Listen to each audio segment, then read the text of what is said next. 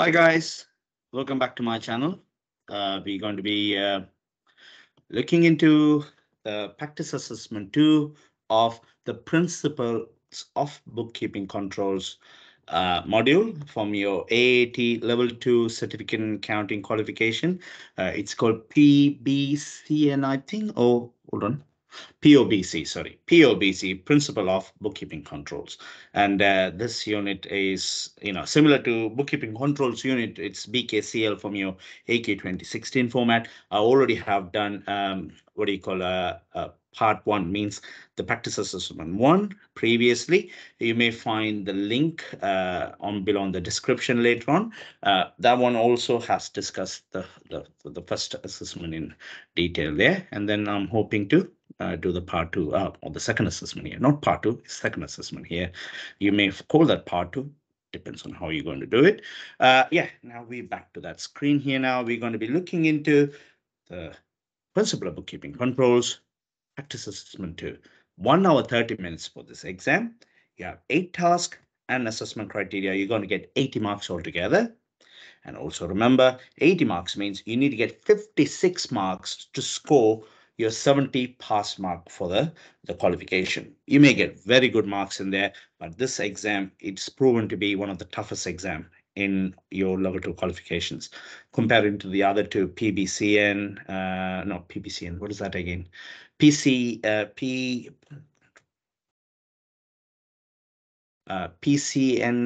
or something like that. Let me see, control, yeah. The principle of costing unit, and then also your ITBK, Introduction to Bookkeeping unit. These exams tend to be a little bit harder, and then students find it in previous qualification, obviously, a bit tougher to pass. And this has the lowest pass percentage in, like almost similar to the foundation synoptic, which is no longer in this qualification. We call, it's like just synoptic assessment. It's not entirely similar to what you have done on the previous qualification. You will not have on level 2, as was the the counting software units. It's been seized. We don't use that anymore. Therefore, it's 4 exams there. And then obviously we will try to get this out of the way. One of the tougher exams in demand here for level 2. So now, first one, let's start the exam. 1 hour 30 minutes, the countdown timers here. Just keep an eye out for it. You have 8 questions to answer. It says 9 pages there. You may think, oh, it's 9 questions. No, the first page itself, it'll go here, first of 9. And then you press continue. Your first question is on page 2. So altogether, you have 8 questions to answer. So now let's see. This task is about control accounts and how we use the control accounts in our purposes. So here, identify whether the following statements are true or false. A debit balance on VAT control account means that an error has been made in posting entries to the general ledger. That is not true, because you may have a debit balance on VAT control account if the tax you paid, it's going to be higher than your tax you collected. Therefore, HMRC owes you a VAT rebate. So it is possible. It's not entirely reasonable to say an error is there. That is not right. So we're going to call that a false statement. A receivable ledger control account, RLCA, allows a business to identify the total amount owed from the customer at a point in time. Okay, that makes sense, because RLCA, realistically, it's a collection, a control account for all your receivables in the business. That means the people who owes you money for credit sale transactions. So you sold goods for them on credit. So you'll be able to find the balances of them. You'll be able to see that on your RLCA. Okay, the total amount owed, it'll be in your RLCA there. So that's absolutely right. You have a printed report which shows the total amount owed to supplier is 18,504 at the end of March. Your manager is surprised that so much is owed, as only 2,800 was owed at the end of February. He has asked you to prepare a payables ledger control account. So if you look at that now, a payable ledger control account, it has some information here, and then you have to find out whether it is going to be what is that again?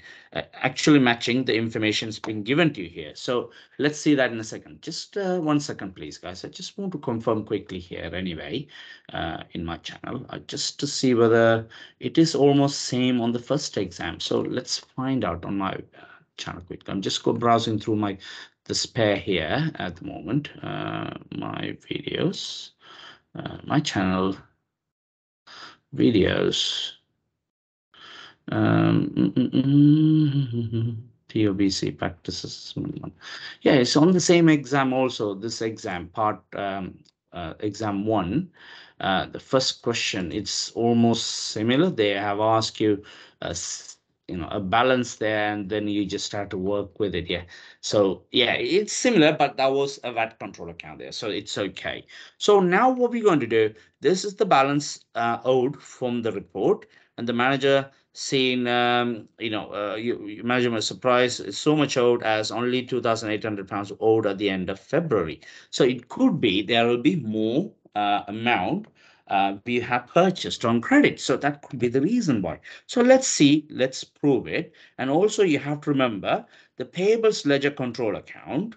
It is a liability account which we owe money to our supplier. So at the end of February, if the amount owed was £2,800, that will be on the credit side here. So 2,800 credit side. And then whenever we bought more goods on credit, we have to look at the total columns only.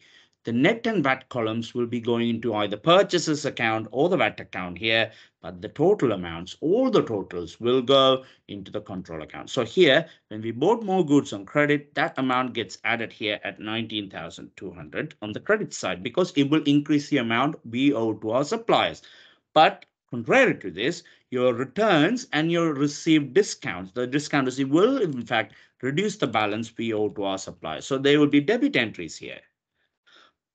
And then also when we make a payment to our supplier, which is £1,600, when we've done that, what we'll do, it will reduce that balance as well. So what is the new balance here? Let's calculate it. So 2,800 plus 19,200 minus 1,440 minus 456 minus 1,600. That gives me a new balance carried down figure, which goes on the debit side as well, because that's how you balance the account. £18,504. So let's see here, £18,504. Let's type that in. Let's see here. That is the amount we got here as well. Okay, so that makes perfect sense.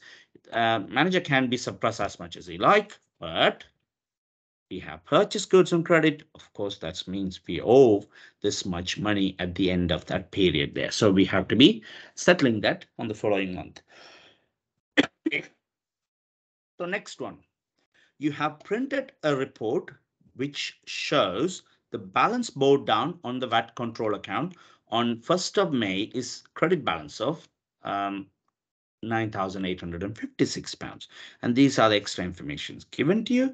And you have there have been no sales or purchase returns during the April, and no discounts have been given to customers. So therefore we only receive discounts when we settle with our suppliers. They're asking you calculate the balance on VAT control account on 1st of April. So therefore this balance on 1st of April means the opening balance. This is the opening balance we should have had. So if my balance on 1st of May, a credit balance of this amount, that should be in fact a debit balance as a balance carried down on my April account. Okay, so 30th of April, this should have been my the balance carried down. So I need to make sure I put that on a T account. So I'm going to bring good old spreadsheet out here quickly, which I used earlier. I don't think you have seen a spreadsheet used before in this exam. I'm going to just have a quick look at it, see whether I can bring that up on the screen. Let me just do this here in more detail. So here, 3 of them. I'm going to merge and center.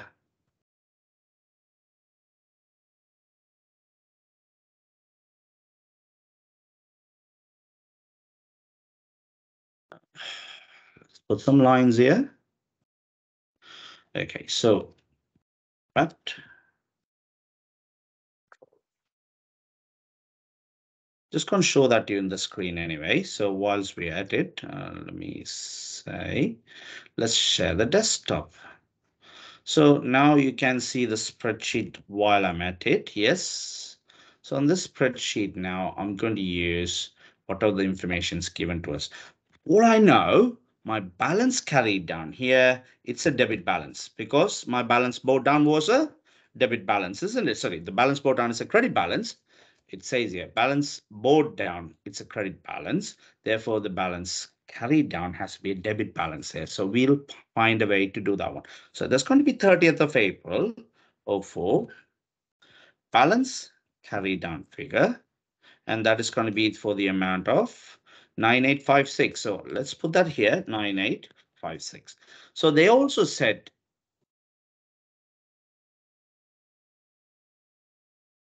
the sales. So the sales day book, whatever we found now, it goes on the credit side. So here, 9,450 pounds. And the purchase is going to be opposite. So I'm going to say purchases is going to be 1,230.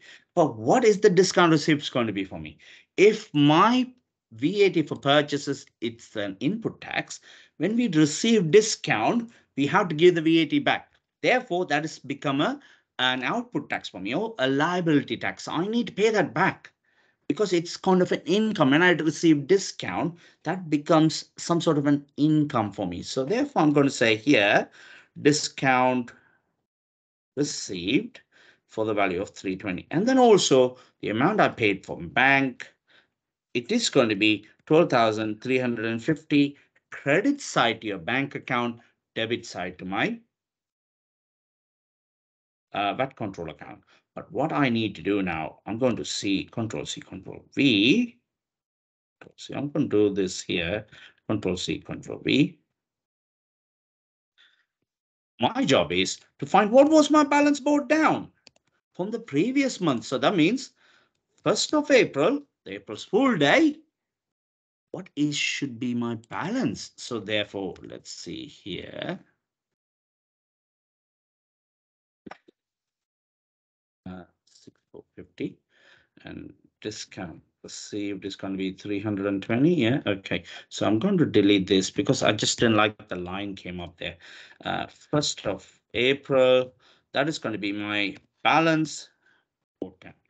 What is my balance brought down here? How I'm going to find that? That's missing. Easy way is just do a reverse calculation. I need to find out what is the total this side because this is definitely going to be bigger than this. So let's find out how much is the amount. Same way we counted the balance carried on. I'm going to find the balance brought down now. So this is going to be kind of awkward. Let me just get rid of these two. I don't need that. Okay, so I'm going to say this one is equal to an FX formula here. I'm going to say this is the total. If that is the total and this is going to be this, then this is going to be equal to this minus this minus this. So the amount is the previous month's VAT control account balance was 16,666 pounds. So that I think is the right answer. Let's see here whether I have got the same amount on that question. Yeah, 16,660. I could have done it different ways. This is a really good way of making you understand how I got to that figure here. So it's going to be 16,666. That is a credit balance because this is the amount we owed at the beginning of the previous months. But we have paid a huge amount of there, and we reduced that amount to 9,856 there. Now let's look at the next one. 2 marks for it only. It's made a bit of a hard work there, but it's 2 marks only. So here, next one. Complete the following statements by selecting an option from each pick list below. Reconciling the receivables ledger control account to the receivables ledger may identify errors in both. Because it can be both. You may made errors on both. Might not even identify either, but we can still find the errors on both sides. Errors in receivable ledger will affect or will not affect. If you remember, they talked about the control account and the ledger account. The control account is the one goes in my trial balance because they are part of my general ledger.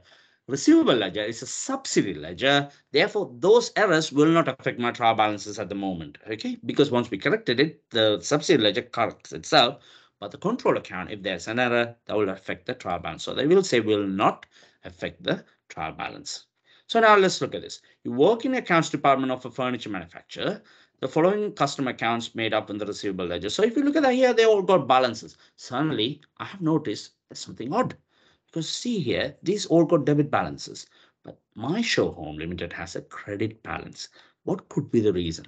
Could be a customer overpaid the money or they owed you, or after they settle the account, we have issued them with a credit note as a courtesy or goodwill. Something gone wrong, we gave them a credit note, but that amount is not been exercised yet, so it will show an account with a credit balance. We owe money back to them now for that amount, therefore they are a liability for us.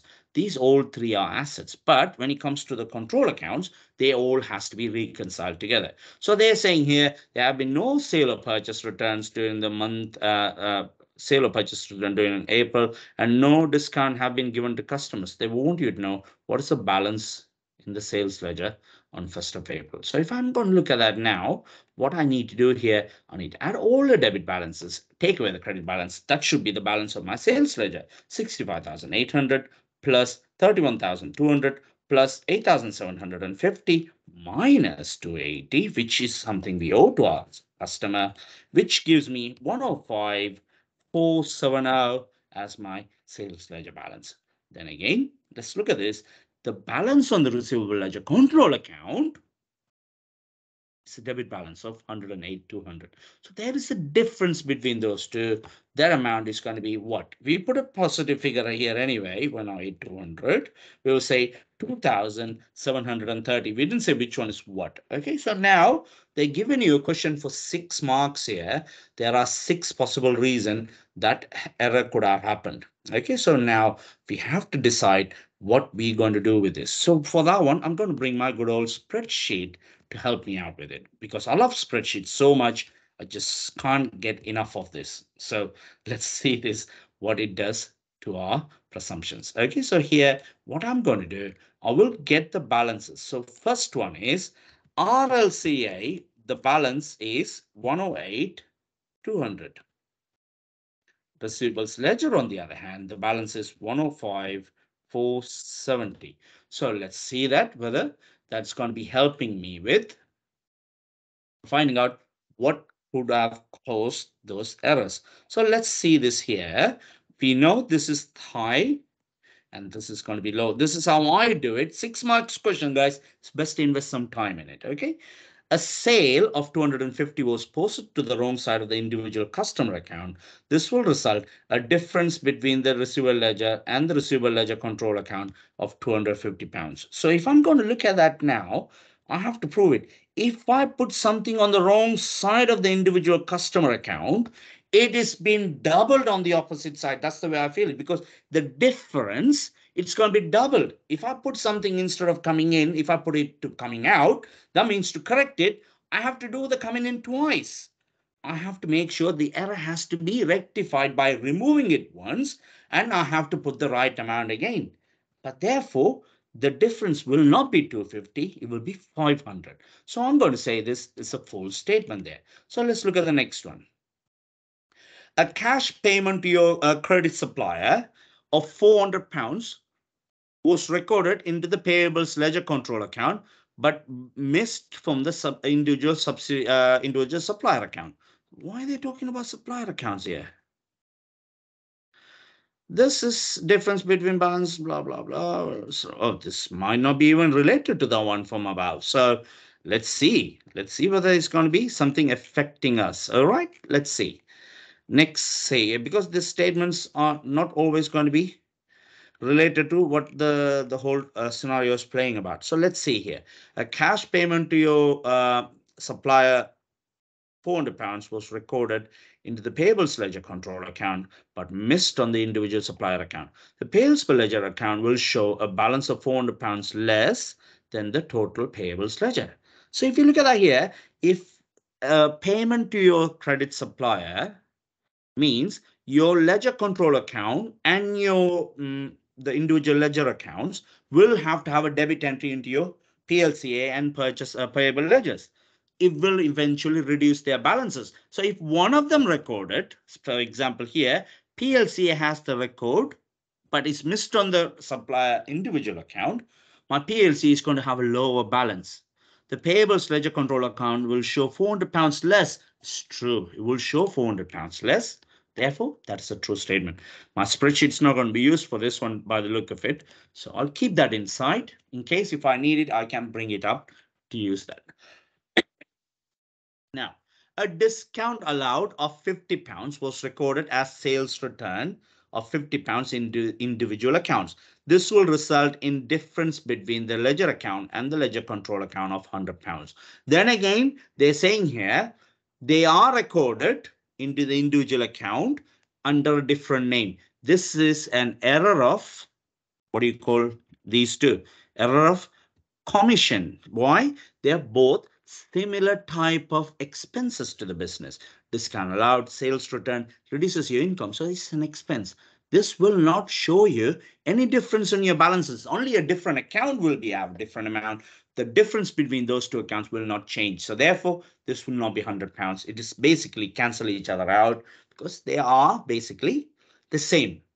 Discount allowed and sales return are, in fact, evidentially reduce the balance of all your customer balances. So therefore, if you done it on a wrong name, it will not change the balances. So this is wrong. Purchase return of £80 has been recorded twice in the individual customer account, but correctly in the control account. So it's been done once on my PLCA, on my PL, which is the individual supplier. Oh, hold on. There you go.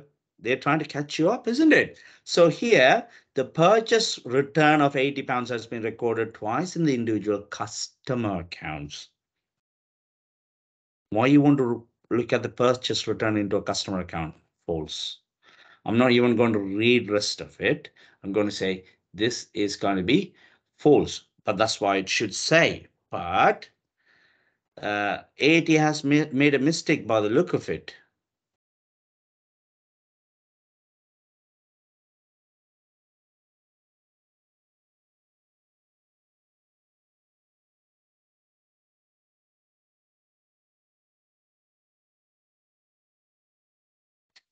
I'm kind of confused with this as well, because this answer on their website, it is going to be true. That's what I can remember. But this cannot be right though, because if you look at that here, if it's customer, that's nothing to do with the purchase. When you have a sanctity of saying somebody a customer here, and then when you use supplier here, you're making two different connections there. You cannot have this purchase return recorded towards an individual customer account and correctly in the control account. Balance of the payable ledger control account, there will be £80 higher than the payable ledger account. It makes no sense, guys. I think they should have said it here as a supplier. So I'm going to think they made a mistake, a categorical mistake, when they have actually should have said supplier. They should have done, they done customer. If they taken that into account, this statement is true. So let's see it here. A purchase return of £80 has been recorded twice on individual supplier account, but correctly in the control account. So therefore, it will reduce the balance correctly in the control account, but on the individual supplier account, you will be reduced it more. So therefore, the balance of the payable ledger control account will be £80 higher than the payable ledgers. That is absolutely right, but only if this is going to be changed to supplier. And I'm going to choose true here because I know the answer is true, because I went through that before I even gone through this one. I was just making sure I've got everything right. But here, the word itself could throw us into some sort of a question. So let's see whether it's going to come up in our final answer as properly as it is. Now let's look at the next one. HMRC is included as a supplier when preparing the payable ledger control account. It cannot be. HMRC has to go as a separate VAT account. They are not my credit supplier. We don't buy anything from HMRC. No way. I'm not buying anything from them. I'll go to somebody else. I'm paying enough tax to them anyway. So this is going to be a false answer. Next one. A discount allowed of £175 was posted twice in the individual customer account. They're definitely customer because you allow discount to the customers. but only recorded once in the receivable ledger control account. This will result in balance of the receivable ledger control account being £175 less than the receivable ledger. That is not right. If you look at it here, it should be other way around. If I'm going to look at it, I'm going to bring my spreadsheet for change. Okay, so let's see here. This is going to be, I'm going to do this way. Wait a minute.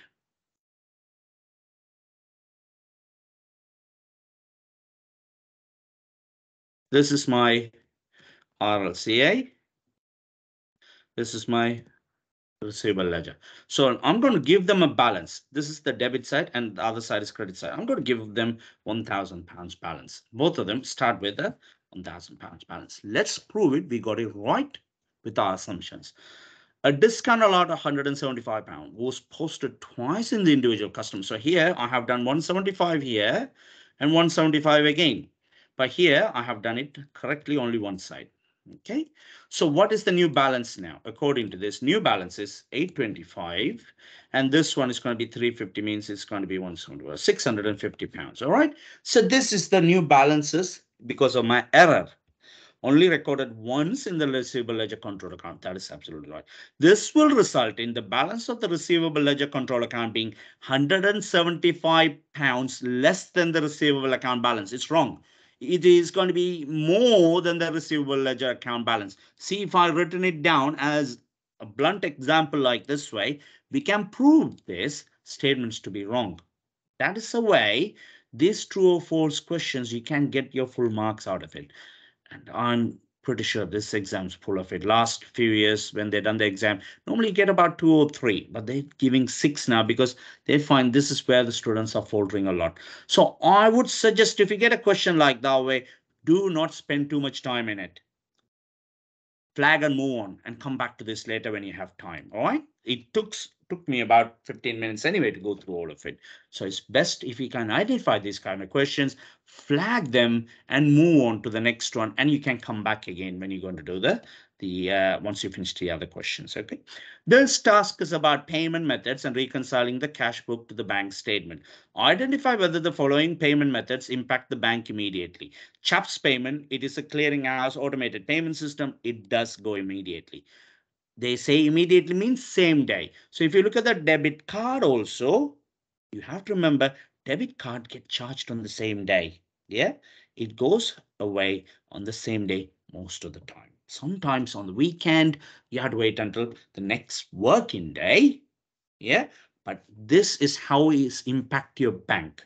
So normally if you're going to look at it, it impacts straight away. If I'm going to give a check, it takes 3 days to clear. So that's how you're going to look at it a different day. The direct debit may take the next day. Okay, it depends on how the business is working on it. There are many transactions that can result in a difference between bank statement and cash book. Do you call them the timing differences, aren't they? And possibly something we have transactions in the bank statement, which is not in your cash book. Insert one option for each of the description by dragging the appropriate option on the space given below. So here, the accounts clerk realized that a large amount of money from the cash sales has accumulated and decided to take this to the bank. So what are you going to call this? This is going to call counter credit because you go there and putting the money into the bank. They call it counter credit because for the bank, they're just taking our money in. They owe that money back to us. So they call it a counter credit there. Next one is the gas and electricity bill for the month was automatically paid out of the bank account. What are you going to talk about it? This is as a direct debit because we set different amount for this. This will be paid automatically from our bank account. Checks received from the customers were paid into the bank just before the month end, but do not appear on the bank statement. We call them outstanding lodgements because they are basically something we expect to have in our bank statement later on to increase our balances. In the cash book, we have already recorded. These are the lodgements I'm supposed to be waiting for. One more. The business has paid suppliers totaling of 2,340 during the month. These amounts do not appear on the bank statement. That means these suppliers hasn't cashed their check yet. So these are unpresented checks there, and we have to use that last option there. And we still have bank charges. None of them here, it's equal to a bank charge. So that is something they just left there as an odd choice. So let's see what else we have. Identify if the following adjustments will need to be made in the cash book, bank reconciliation, or both or either. So here, if it's going to be anything in my bank statement, not in my cash book, I need to update the cash book. If I have something in my cash book not showing in my bank statement, we use them on the bank reconciliation. We don't do both or neither. All right, let's see. It can be something different. Let's see if there's something not associated with this, and we have to decide whether they are going to be in the bank statement or not. The credit sale was recorded as a cash sales. Yeah. The customer had not paid by the period end. So what I need to adjust here now, I have to adjust the cash book, because the cash book has to show this amount not being paid, and therefore the cash book should have the information taken away from it. The cash book should have the amount removed from there. We normally record that as a debit into my cash book, isn't it? Because the money should have coming in, but now we have to credit it because we haven't had the cash.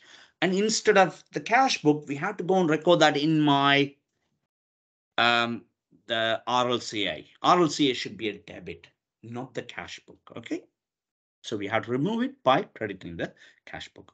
Then the customer who owed £800 only paid 720 as they took advantage of the prompt payment discount. So what we need to do? We don't have to do anything, because we just have to issue them a credit note. That's it. My cash book will have a £720 debit. Yes, absolutely fine. Because on my, what is that again? The analysis column, we'll say bank a 720 debit. On the analysis column, RLCA £720. We wouldn't bother about this £800 because that £800, it is what we recorded in our sales day book. And then we put it on the RLCA on the debit side. So once you have the 720, that 10% £8 also will be going into your RLCA as a credit, and then we will be recorded into my receivable or no discount allowed day book, which will not affect any of these things here. So therefore it's neither. That's good. I found something neither there.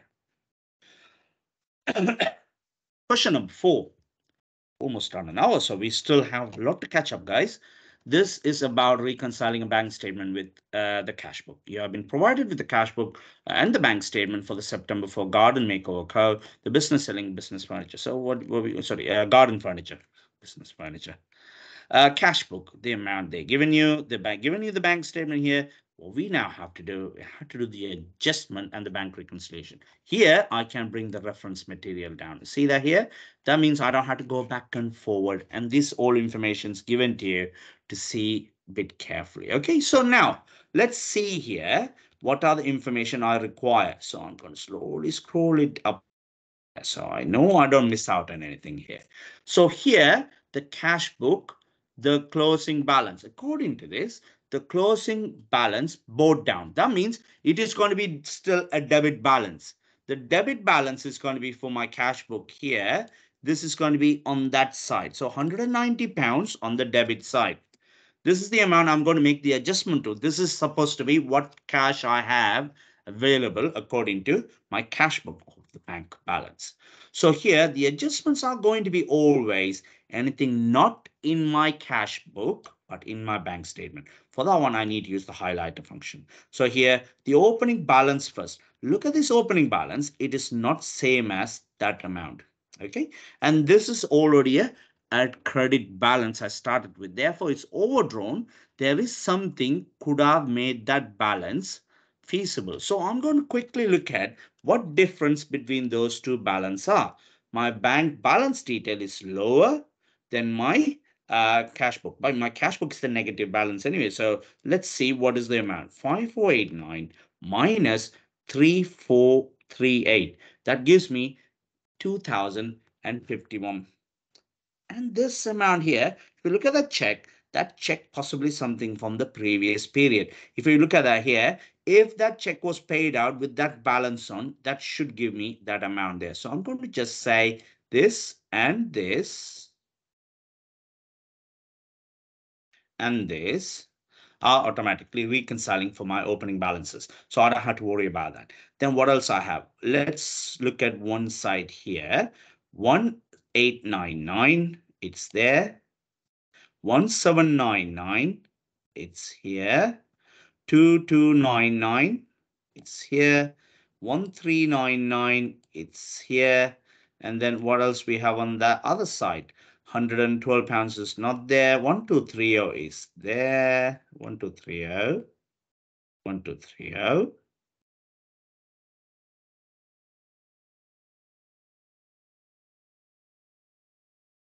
786. 786. So here in my cash book, there are two transactions. But on this side, we have in the bank statement, there are a couple of other transactions. These are the transactions I have to update in my cash book. What it shows here, there's a counter credit for £500 money coming in, and the check 545, it's been missed out on my list for some reason. 1230. Hold on, that is there. Hold on, that is definitely there. 1230 is there. Only this one is not there. So this one I'm going to redo it again. Oh yeah, get rid of that one. Yeah, I got it completely wrong here, guys. Should have chosen this. So this direct debit and the counter credit are there, not part of my cash book yet. So I'm going to add that information now. So I'm going to go here. I'm going to use counter credit, £500. And then I have the direct debit. Don't worry about it. It's highlighting it. It's absolutely fine. They're not going to lose marks for that one. Okay, so 112. If I unclick this, it will get rid of all of that. So I'm just rather keep that information there, and I'll redo that again later on. So what is my adjusted balance carried down? So if you're going to add these two, take that away. See, it's carried down. It's going to be this opposite side. So the carried down is 190 plus 500 minus 112. It's going to give me £578. This is my new balance carried down. But what I need to do here is to do my further assessment of my balances. So according to this, my balance of the bank statement, it's £279, positive 279 I have. We add any outstanding lodgement. According to this 899 from Finley Green should have been added on. So Finley Green, it's get added 899. Unless we're going to take away the £600 for all metals cow. So we basically have to get 299 added to that one. So if I'm going to do that, 279 plus 899 minus 600, I have £578, which matches my adjusted balance. Okay, but it also good to see whether they want a negative figure for the amount we take away here. So they haven't said that now. I have to use the negative figure because it's already said it's a less. So I'm just going to leave that as it is without a minus sign or in brackets or anything like that way, because it doesn't say so. You have to do that way. So I'm going to adjust to that figure, and then let me clear the highlighter. Then I can move on. Bob's my uncle. So get rid of that. Answer. Now task number 5. This task uses using journals. Part A to C. Mark runs a small ice cream business, ice cream sales business. He has produced accounts using spreadsheet up until 1st of January 2020, but now wishes to start using cloud accounting system. Here you go. He's going up in the system. He's going up in the world, put it that way. The following items needs to be included as opening balances in the new accounting system: assets, inventory, overdraft, and the capital. So what we now have to do, we have to complete the journal entry by entering the opening balance, whether it's going to be either debit or credit. Capital, it's a credit balance. So I'm just going to say no need for the highlighter anymore. Capital is a credit amount for £12,126. Assets, my ice cream van cost me 12,000. The bank amount is overdraft of £94. And then if you look at the sweets, your inventory, £220. If I add these two, that should be equal to your credit balance anyway. So it makes total sense. When you're entering something in the cloud accounting, when you're entering the opening balances, your journal entry must have matching debit and credit balances. This is the critical example of it. Now let's look at the next one. Ranveer runs a small accounting practice. He has recorded following year-end journal in his accounting system. 31st of December, the receivables ledger control account. We have credit 320, bad debt written off, and then irrecoverable debt expense 320 bad debt written off. So that's absolutely fine. The receivable ledger control account has a closing balance before the processing journal of 1,367 debit. And after this has been processed, what will be the revised balance carried down on the receivable ledger control account? So here, the closing balance was 1,367 pounds. Normally, you know, this is the debit balance because that is the amount the customer owes. It's an asset. And once we've done the credit entry into the RLCA, the new balance should be the difference between them, what, 1,047 pounds, because this is the amount the customer owes us now. Because this bad debt, it's no longer can be paid, cannot be shown as an asset in our books. Arthur employs six people in the business. He needs to prepare a journal to reflect the following information: gross paid to the employees, tax deducted, national insurance contribution, employees' national insurance contribution. So all of that now has to go here as what entry we're going to do now. So for you, the gross wages, it's going to be what we call again, we're going to compare this information as, the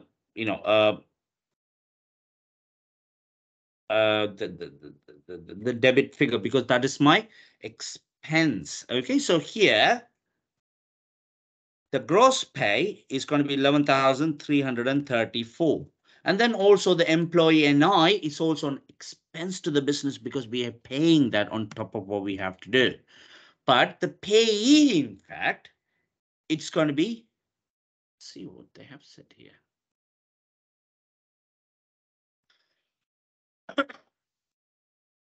The tax you have to pay for your what do you call the employers who earned by working there, obviously they pay a rate of tax. So that one is going to be deducted from it. This is going to be taken away, and then it's going to be shown as a liability because we have to pay that HMRC on a later day. So it's going to be a credit entry. And your national insurance, if I'm going to look at it, it says 625. That is going to be deducted from my gross pay. But this not will be the only amount we have to pay to HMRC. Remember this debit entry we made here, that has also have to go back to HMRC. So therefore, we have to use that now as a liability which we have to pay later. So 625 pounds plus this 192 pounds gave me 817 pounds. But what is your net wages here? Net wages, it's credit out of the bank because the bank, it will be paying the money out of the bank account. Therefore, 334 minus 658 minus 625, which is only their contribution, not the employer contribution. That will give you the amount of 10,051 pounds as the net wages. If I'm going to put this into a wages control account, that will give you more clarity, because if you look at that, the total amount of these two here, these two debit amounts, will be my wages expense. So we will say wage expense debit, wages control account, this amount credit. And then when we're going to pay your employees and take away your liabilities, we're going to do wages control debit, this account credit, wages control debit, this account credit, wages control debit, this account credit. So therefore, these three will be added to the total amount you have here anyway. So that proves our assumptions are right there. Now let's look at the next one. Task number 6. This task is about using the journal to correct errors. So now Harry bought a laptop for his business use using his personal credit card rather than his business account. Okay. As it did not come through on the bank feed on his accounting system, he completely forgot to include it in his accounts. So what we call this? Is that a compensating error, error of commission, error of omission, error of original entry, and error of principal, reverse of entry. We cannot call this error of original entry. We cannot use this original principal because it's going to be an error of omission because he completely forgot about it. If in case if we're going to record it, what we're going to record the laptop account as a debit asset account and your capital account as a credit because this is not from the business. It has paid from its own debit card or its own credit card. Therefore, it comes as a investment in the business. That should have been the correcting entry there. Tariq quoted a customer £800. When producing invoices, he recorded the sales and the receivable as 900. The customer has challenged the amount owed at the year end. This is going to be an error of original entry. Instead of £800, I put £900 there.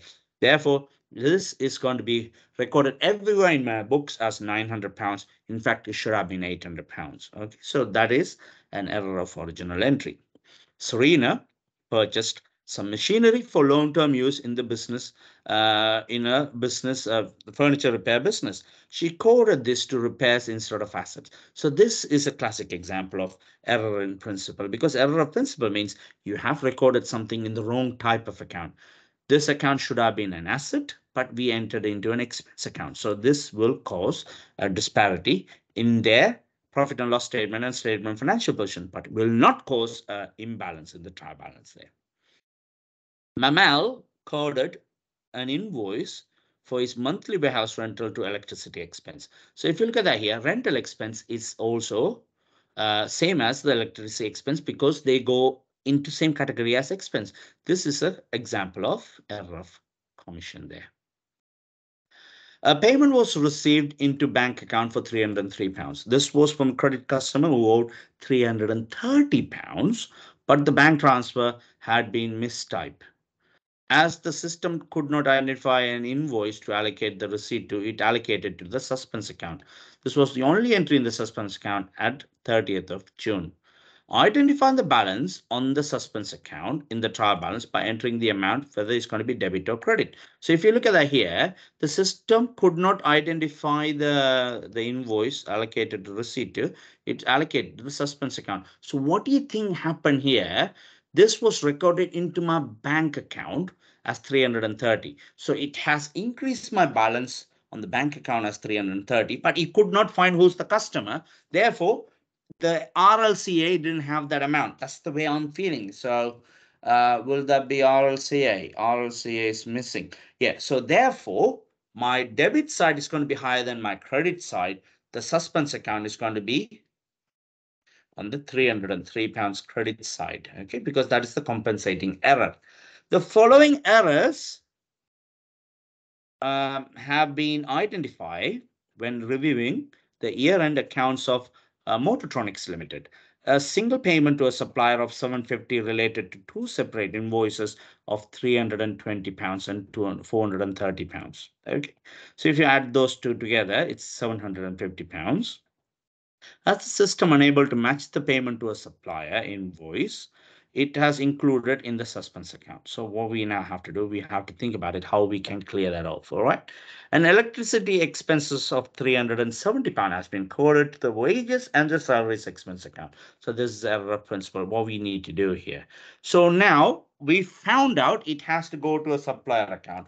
When we paying a supplier account is a credit balance. It has to be a debit entry when we're going to pay that off. So here, £750 will be on a debit side. Suspense account will have a 750. This is how we can clear the balance from those control accounts. Then again, electricity expense should I add a debit balance if this entry was recorded there. But we are recorded that into wages and salaries expense. Therefore, we have to credit the wages and salaries expense 370 to remove the amount from there. And we put that into 370 into the electricity expenses account because this one eventually increased that the electricity expense account to the right amount of whatever it is there after they had any previous other expenses in that same account. So that journal entries are done now. We go one more. What we have.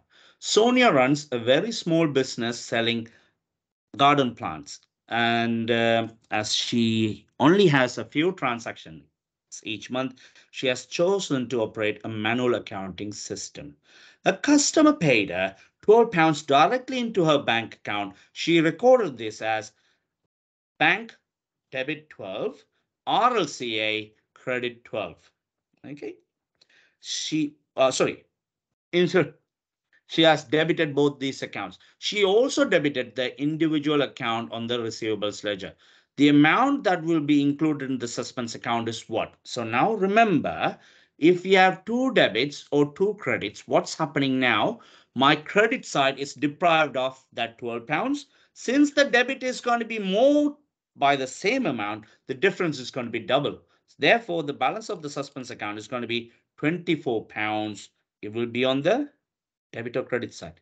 Be on the credit side, because we have to find a way to remove that. So we do the entry into the relevant accounts on the credit side, but the suspense account has to be cleared by entering something on the debit side. So this way, it should show you whenever there is an error of entry on the same side, the error is going to cost you double the amount as the disparity between debits and credits. So to remove them, we have to have the suspense account on the opposite side, because you see that here, two debit accounts means the debit is going to be £24 more than the credit side. So the suspense account will be on the credit side to counter this increase on the debit side.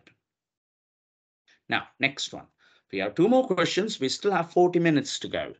This task is about extracting a trial balance.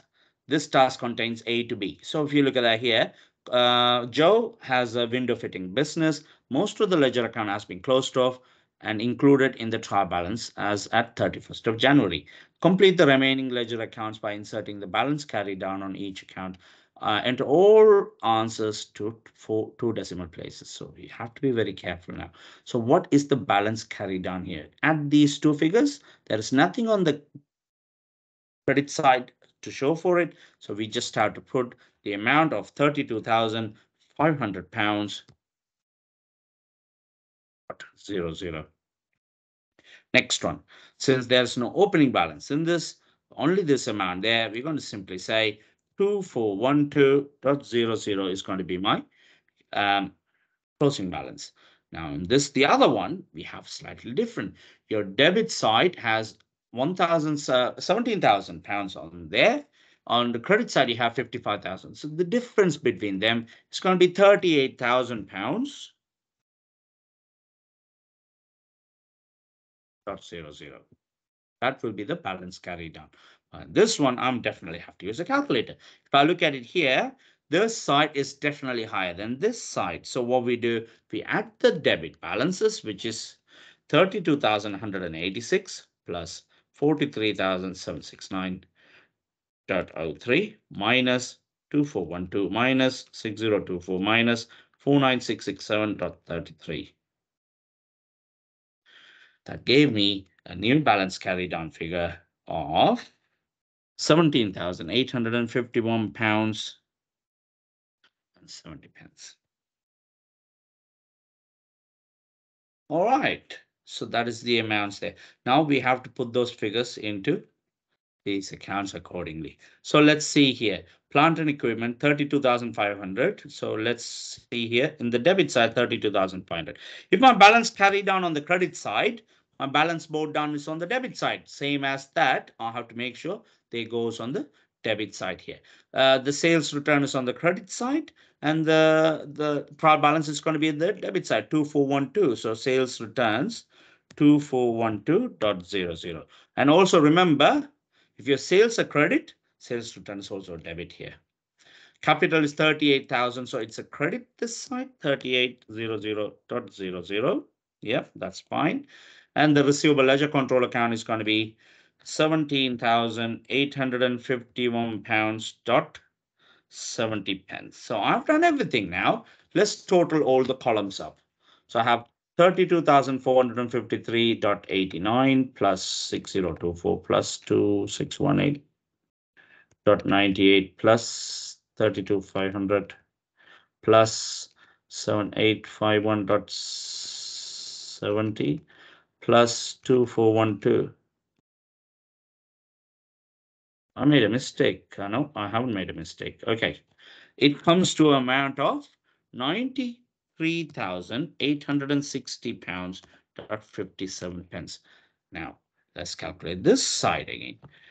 43,769.03 plus 38,000 pounds plus 12,091.54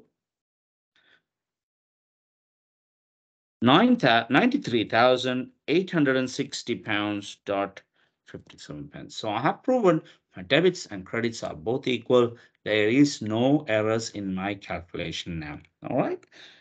So I believe. Next one, the last question.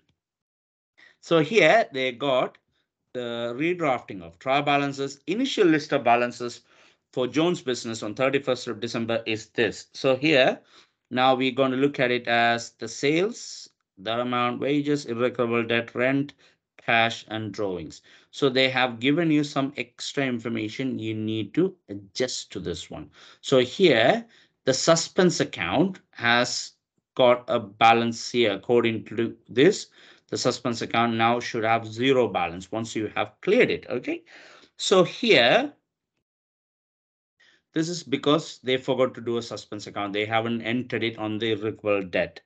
They have entered the sales ledger control account and they also entered the VAT, but they haven't done on the receivable ledger control account. So here, if I'm going to adjust it, I have to add this to this amount because basically your receivable ledger control account is no, irrecoverable debt account is an expense to the business.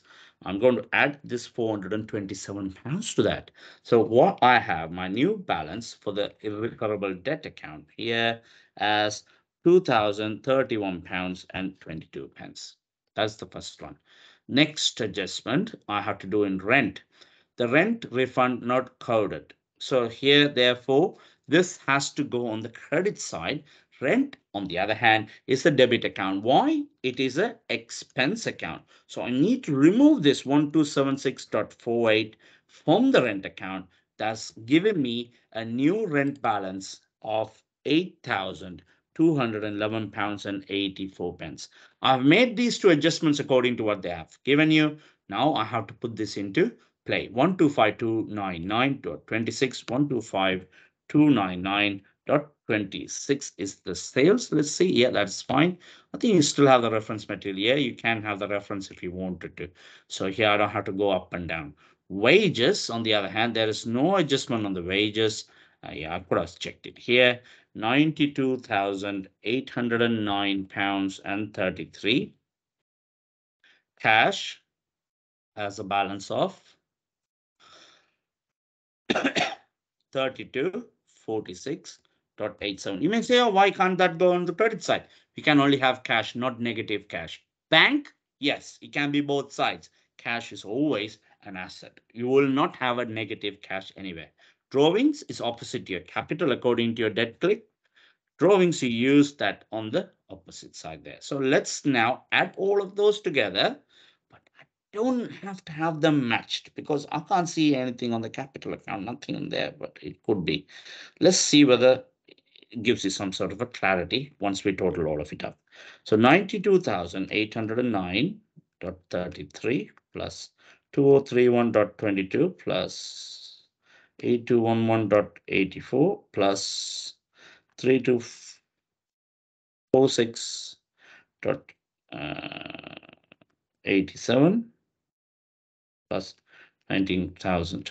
I have 125,299.26, which is exactly the same amount on this one. Don't ask me how. It is what they want you to do. Your debits are matching your credits, and that is absolutely fine. Okay, so let's answer it. Don't submit it. Let's go through, see whether we have missed anything. So let's look at the first question. Yeah, everything's done there. Everything's done there. Yeah, that's fine. Now look at this one. That is fine. We still have plenty of time left in the exam.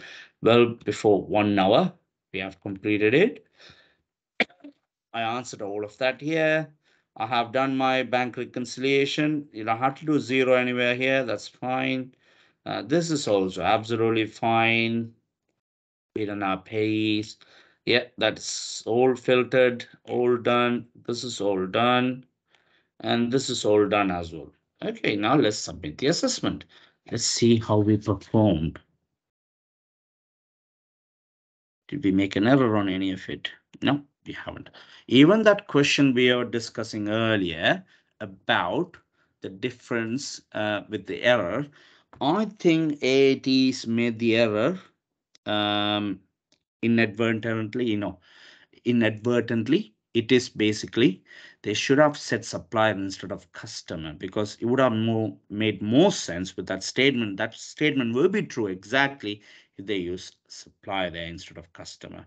But then again, if I put other way around, I would have lost the mark there, because I'm pretty sure I just checked that, because I done that exam a while ago. I remember I had that question. I press no to that, false to that, and then I found that's the only one I'm missing. And then I went and looked at the AAT answers as well that time. I remember, if I'm remembering correctly, yes, they made a mistake. They haven't still amended it yet. Hopefully they do that now so it doesn't confuse any students. But because when they're talking about payables ledger and the payable control accounts, a customer will not be a part of it unless that is a contra entry. But they didn't say anything about a contra as well, so that will not affect it regardless. So apart from that, guys, that is the end of the exam. So now let's go back to our video. Stop sharing it. So yeah, so well done. Hold on, it's kind of an uncontrollable hair going on for me here. I didn't even notice that. So yeah, I'll be uploading further exam style, like exam style, the practice assessment papers from your level 2 qualifications in coming months, possibly for your BESY, which is your business environment synoptic assessment. That is the new name of it. It's it's a hybrid of everything you have learned so far up to that point, and it's going to be something we will be discussing a bit more in detail. And then also, please remember, on the business environment, there's written tasks there. I'm not going to be sitting down doing written tasks, but of course I'll give you some good points of how to do and how to get a decent amount of marks from those questions as well, because it's all involving people saying, you know what, I'm an accountant, I'm not there to write. But then you'll be amazed to see how much writing is involved as an accountant, because they expect you to be not just good with numbers. You should be a bit more with the language as well, because it's about how do you produce reports that people can understand, and how you put your proposals through. You may have to convince lots of different people while in the business environment. So it is also really good skills you can develop from your level 2, and we will talk about that in a bit of a detail, not overall. Like, I'm not going to be giving you a lecture on how to write an email or report or anything like that for 2 hours. It's just a some quick guidance of what to do there, to be honest. So yep, thank you very much, guys. Appreciate your time with me on this, and I hope this video has proven useful to you. I managed to get almost 280 subscribers in last few months. It's like enormous increase. Like I gained about 100 in 30 days. So, which is really good, and I appreciate your support to me. Be sure to like and subscribe to the channel, and then of course please pass this to your friends if anyone requires it. Of course, it's just a free channel there, so they'll be able to make use of it, and obviously will benefit everybody involved in there, to be honest. So yeah, all the best, and I'm looking forward to see you again soon, and have a pleasant evening. And whatever you do, stay safe. Good luck with your exams. Take care, and leave a comment if you like this video, and just if you have any concerns, please also put it down there as well. Take care. Bye bye, guys.